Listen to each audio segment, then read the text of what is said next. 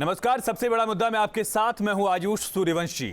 CM Dhami के uniform civil code लागू करने के बयान के बाद सियासी भूचाल आ गया है। विरोधी बीजेपी पर निशाना साध रहे हैं तो सीएम धामी ने पीएम मोदी के सामने इस बात का फिर ऐलान करके बड़ा दांव खेल दिया। ऐसे में सवाल उठता है, कॉमन सिविल कोड से डर क्यों है? आखिर विवाह निकाह का कोड अलग अलग क्यों हो? क्या हिंदुस्तान का मुसलमान शरिया मानेगा या फिर संविधान? समानता का गोवा मॉडल पूरे देश में, या फिर यूं कहे कि राज्य दर राज्य कब तक लागू होगा? समानता की राह में तुष्टीकरण का रोड़ा आखिर क्यों? इन तमाम सवालों का जवाब जानने की कोशिश करेंगे। एक खास पैनल हमारे साथ जुड़ेगा, लेकिन उससे पहले खास रिपोर्ट देखिए।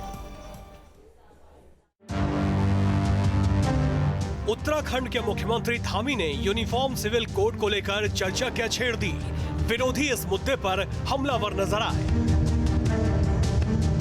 एमआईएम पार्टी इसको एक महज एक शकूफा जुमला समझती चुनाव से पहले, क्योंकि बीजेपी उत्तराखंड में हार रही है, जमीन खिसक रही है। मैं पूछना चाहती हूँ इन भाजपाइयों से, केंद्र में आप 7.5 साल से काबिज हैं सत्ता पर, और यहाँ प्रदेश के अंदर पिछले 5 साल से आप सत्ता की मलाई चाट रहे हैं। तब आपको किसने रोका था यूनिफॉर्म सिविल कोड लागू करने के लिए?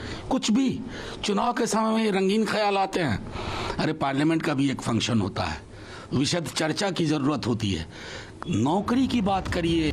जिस मसले को लेकर बखेड़ा खड़ा हुआ है, जान लीजिए ये होता क्या है और इसके लागू होने से क्या बदलाव होगा।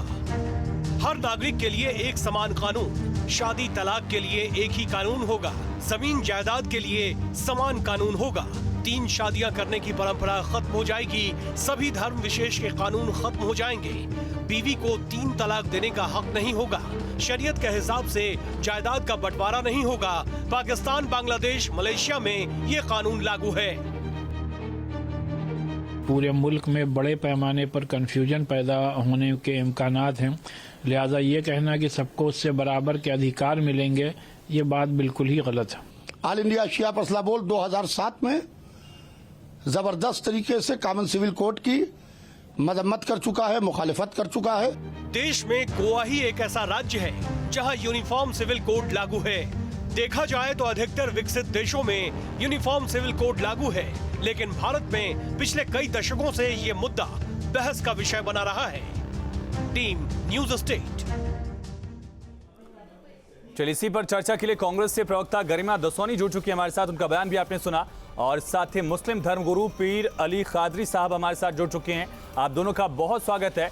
गरिमा जी, पहला सवाल आपसे ही है, बीजेपी जुड़ेगी तो उनसे पूछने की कोशिश करेंगे कि आखिर चुनाव के ऐन वक्त पे ये मुद्दा क्यों आया, लेकिन सवाल यह है कि क्या वक्त की जरूरत है यूनिफॉर्म सिविल कोड? कांग्रेस इसके समर्थन में है, खिलाफ में है? उत्तराखंड की इसकी जरूरत है या नहीं है? देखिए, जब बॉल कांग्रेस के कोर्ट में आएगी तो कांग्रेस इस पर अपना डिसीजन देगी, लेकिन आज बहुत ये मखौल का कारण अपने आप को बना लिया पुष्कर सिंह धामी ने कि जब आप मुख्यमंत्री बदलो वाली फैक्ट्री चला रहे थे यहाँ 5 साल तक उत्तराखंड के अंदर, तब ध्यान नहीं आया आपको? आज उत्तराखंड का युवा, उत्तराखंड का हर नागरिक मांग रहा है एक सख्त भू कानून, वो मांग रहा है गैरसैंण एक स्थायी राजधानी, वो मांग रहा है लोकायुक्त, जिसका आपने 2017 में 100 दिन के अंदर लाने का वादा किया था।